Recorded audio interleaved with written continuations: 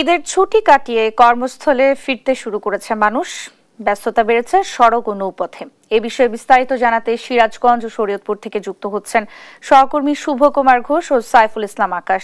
প্রথমেই যাচ্ছি সিরাজগঞ্জের শুভর কাছে। শুভ, যাত্রীদের চাপ কেমন দেখছেন জানাবেন। সিরাজগঞ্জে মহাসড়কে কিন্তু যাত্রীদের চাপ বাড়ছে। ঈদের যে ফিরতি যাত্রা, সেই কর্মস্থলে ফিরতে যাত্রায় মহাসড়কে যানবাহনের চাপও বাড়ছে যাত্রীদের চাপ।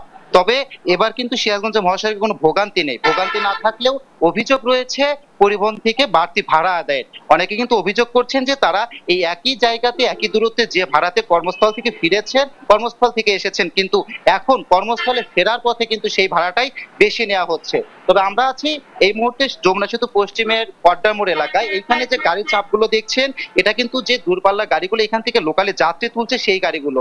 তাছাড়া কিন্তু এখানে ফ্লাইওভার দিয়ে কিন্তু গাড়িগুলো পারাপার হয়ে যাচ্ছে। এমনই একজনের সঙ্গে আমরা একটু কথা বলবো যাত্রীর সঙ্গে, তারা কিন্তু অভিযোগ করছেন যে বেশি ভাড়া আদায় করা হচ্ছে। আমরা একটু জানতে চাইবো কেমন ভাড়া আদায় করা হচ্ছে আপনাদের কাছে। যে আমার থেকে ভাড়া আদায় চাইছে 600 টাকা ভাড়া চাইছে। আসলে আমি 600 টাকা দিয়ে যাব না। আমাকে এরকম আমি যেটা ভাবতেছি যে আমাদেরকে জিম্মি করা হচ্ছে, আসলে এটা আমার বুঝে আমি এখানে একটু রেস্টে আছি, যে আমি দেখি একটু যাচাই বাছাই করে দেখি আসলে ভাড়াটা কত। আমি অনেক গাড়িওয়ালাকে জিগাইলাম, ওনারা 500 কমে যাবে না। আসলে আমার কাছে আছে 400 টাকা। আমি 500 টাকা কেমনে দিব? আমার ফ্যামিলি সহ নিয়ে বাচ্চা কাচ্চার আমার দুর্ঘটনাও ঘটতে পারে, আমি কেমনে যাব? সেই আশা করে আমি আল্লাহ তাআলার রহমতে আমি এখানে একটু স্থায়ী নিচ্ছি যে আমি এখান থেকে যাব না। এখানে আমি দেখছি অনেকগুলো খেয়াল করে আমি প্রশাসন কোনো কিছু আমি দেখতে পাচ্ছি না। এটা কি আমাদের নিরাপত্তা দেওয়ার মতন কোনো কিছু আমি দেখছি না। আপনি ডাক্তার ইউনূস সাহেবের কাছে চাই যে আমাদের নিরাপত্তা দেওয়ার মতো একটা সৃষ্টি করেন। ধন্যবাদ। উনি যেমনটা বলছিলেন আসলে যে বেশি বাড়তি ভাড়া আদায়ের, এবং এই বিষয়গুলো নিয়ে কিন্তু আমরা কথা বলেছিলাম গণপরিবহন এবং জেলা প্রশাসনের সঙ্গে। তারা কিন্তু সিরাজগঞ্জ শহরে ইতিমধ্যে এটা ভ্রাম্যমাণ পরিচালনা করছেন, এবং এই মহাসড়কও কিন্তু ভ্রাম্যমাণ আদালত পরিচালনা করার কথা রয়েছে। আমরা এই বিষয়ে আরো বিস্তারিত জানবো। আমাদের সঙ্গে যুক্ত আছেন শরীয়তপুর থেকে সহকর্মী সাইফুল ইসলাম আকাশ। আকাশ, আপনি একটু জানাবেন যে ঈদ পরবর্তী কর্মস্থলে ফিরতি আপনার শরীয়তপুরে কি পরিস্থিতি বিরাজ করছে?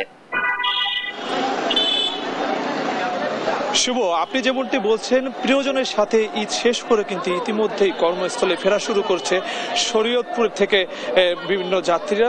তারা কিন্তু নিজেদের ব্যক্তিগত যানবাহন সহ বাসে করে কিন্তু তারা শরীয়তপুর থেকে ঢাকা সহ অন্যান্য জেলার কর্মস্থলে যাচ্ছেন। এক্ষেত্রে কিন্তু যাত্রীরা বেশ কিছু অভিযোগ করছেন। তার মধ্যে প্রতিনিয়ত যে অভিযোগটি আমরা দেখতে পারি, ঈদের সময় করে কিন্তু বাসের ভাড়াটি বেশি নেওয়া হয়ে থাকে। এক্ষেত্রে কিন্তু শরীয়তপুরে প্রতিদিন 250 টাকার যে ভাড়াটি, সেই ভাড়াটি নেওয়া হচ্ছে 400 টাকা করে। এ কারণে কিন্তু যাত্রীরা যারা রয়েছে তারা কিন্তু ক্ষোভ প্রকাশ করেছেন। পাশাপাশি শরীয়তপুরের যে দুটি সেতু রয়েছে, কোটাপাড়া সেতু এবং কাজিরহাট যে সেতু, সেই সেতু দুটো সরু হওয়ার কারণে কিন্তু যাত্রীদের যাতায়াতে অনেকটা কষ্ট হচ্ছে। এবং এই বিষয়টি যখন যাত্রীদের ভাড়া বেশির বিষয়টি যখন আমরা বাস মালিক সমিতির সভাপতির সাথে কথা বলি, তিনি আমাদেরকে যেটি জানিয়েছেন, ঢাকা থেকে শরীয়তপুরে আসার পথে যাত্রীর কম থাকে এবং একমুখী যাত্রী থাকার কারণে কিন্তু তাদের এই ভাড়াটি বেশি দিতে হচ্ছে। পাশাপাশি শ্রমিকদের জন্য ঈদের যে বোনাস, সেটি দেওয়ার জন্য কিন্তু এ সময় ভাড়াটি বেশি নেওয়া হয়ে থাকে। তবে এক্ষেত্রে কিন্তু যারা যাত্রী রয়েছেন তারা কিন্তু একটি কথা বলছেন যে প্রশাসনের নজরদারি আরেকটু বাড়ানো উচিত বলে আমাদেরকে জানিয়েছে। তবে এক্ষেত্রে আমরা কিন্তু প্রশাসনের পক্ষ থেকে এখন পর্যন্ত তেমন কোনো নজরদারি দেখতে পাইনি। তবে আমরা যেটি জানতে পেরেছি, শরীয়তপুর জেলা পুলিশ সুপার যিনি রয়েছেন মোহাম্মদ নজরুল ইসলাম, তিনি যেটি জানিয়েছেন, বিকেল থেকে রাত পর্যন্ত তাদের কিন্তু এই নিরাপত্তাটা আরো বেশি জোরদার করা হবে, যাতে এই যাত্রীদের কোনো ভোগান্তি না হয়, ডাকাতি এবং চুরি ছিনতাইয়ের ঘটনা যাতে না ঘটে। এবং এই বিষয়ে যখন আমরা শরীয়তপুর সদর উপজেলা নির্বাহী ম্যাজিস্ট্রেট তার সাথে কথা বলেছি, ইয়াসমিন, তিনি আমাদেরকে যেটি জানিয়েছে যে শরীয়তপুরে ঈদের যাত্রীদের যাত্রা যেন নির্বিঘ্নে যেতে পারে, এ কারণে কিন্তু তারা সর্বদাই এই মাঠে রয়েছে এবং তারা কিন্তু মনিটরিং করছে। এবং ইতিমধ্যেই কিন্তু তিনি বলছেন যে 13টি মামলা এবং 50,000 টাকা জরিমানা করেছেন তিনি। এই ছিল শরীয়তপুরের ঈদ যাত্রা থেকে সর্বশেষ তথ্য। নেন্সি। আকাশ, আপনাকে ধন্যবাদ। সেই সঙ্গে শুভ, আপনাকেও ধন্যবাদ জানাচ্ছি। দর্শক, আমাদের সঙ্গে সিরাজগঞ্জ এবং শরীয়তপুর থেকে সহকর্মীরা যুক্ত হয়েছিলেন।